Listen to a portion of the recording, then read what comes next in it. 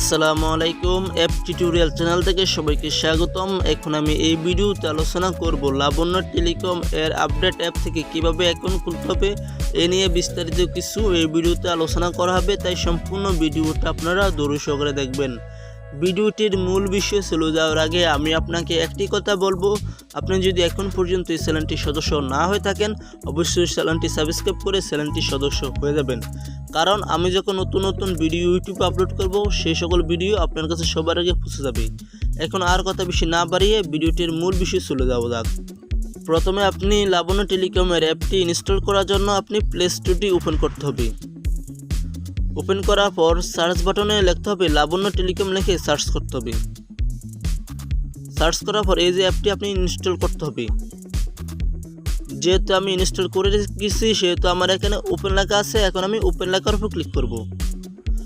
অবশ্যই এই অ্যাপের লিঙ্ক আমার এই ভিডিও ডেসক্রিপশন বক্সে দেওয়া থাকবে, আপনারা চাইলে সেখান থেকে ইনস্টল করে নিতে পারেন। ক্লিক করার পর এরকম একটা পেজ ওপেন হবে। এখানে লেখা আছে যে ইন্টার ইউজার নেম, এখানে আপনার ইউজার নেমটি দিতে হবে। এখানে লেখা আছে ইন্টার পাসওয়ার্ড, এখানে আপনার পাসওয়ার্ডটি দিতে হবে। দেওয়ার পরে লগ ইনের উপর ক্লিক করলে আপনি আপনার অ্যাকাউন্টে প্রবেশ করতে পারবেন।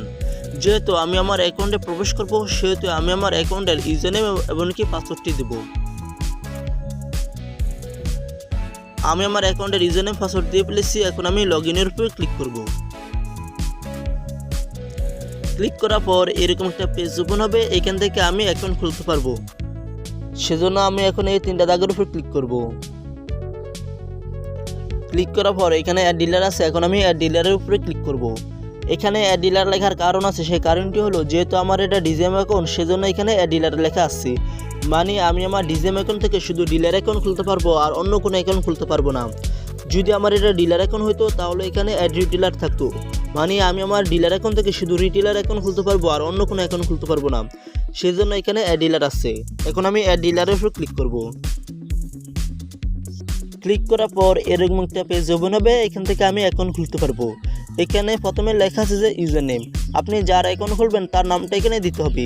মনে করেন আমি কবির নামের একজন অ্যাকাউন্ট খুলবো, তার নামটা এখানে দেব, কবির DSR01 দেব।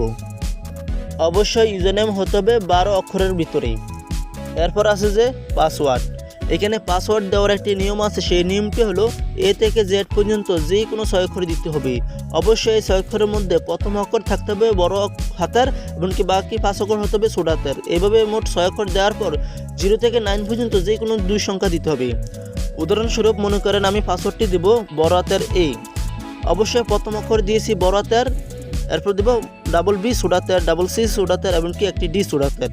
এখানে মোট 6 অক্ষর হয়েছে আর দিতে হবে 2টা সংখ্যা, মনে করেন 1 2 দেব, ঠিক আছে।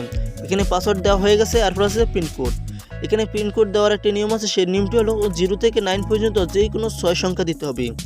মনে করেন আমি পিনকোডটি দেব 0987112।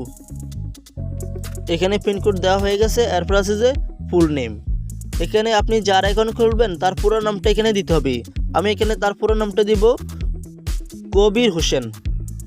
এখানে ফুল নেম দেওয়া হয়ে গেছে। এরপর আছে যে ফোন নাম্বার, এখানে আপনি যার অ্যাকাউন্ট খুলবেন তার মোবাইল নাম্বারটা এখানে দিতে হবে।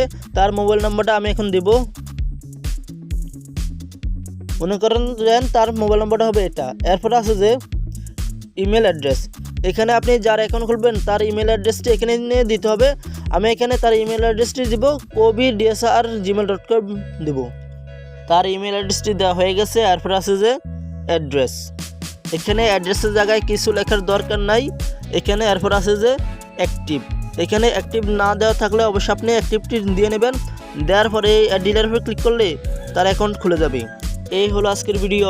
এই ভিডিওতে আমি আলোচনা করেছি লাবণ্য টেলিকমের আপডেট অ্যাপ থেকে কীভাবে আপনি অ্যাকাউন্ট খুলবেন, এই নিয়ে বিস্তারিত কিছু আলোচনা করেছি। আজকের মতো ভিডিও আমি এখানে শেষ করছি, সবাইকে ধন্যবাদ।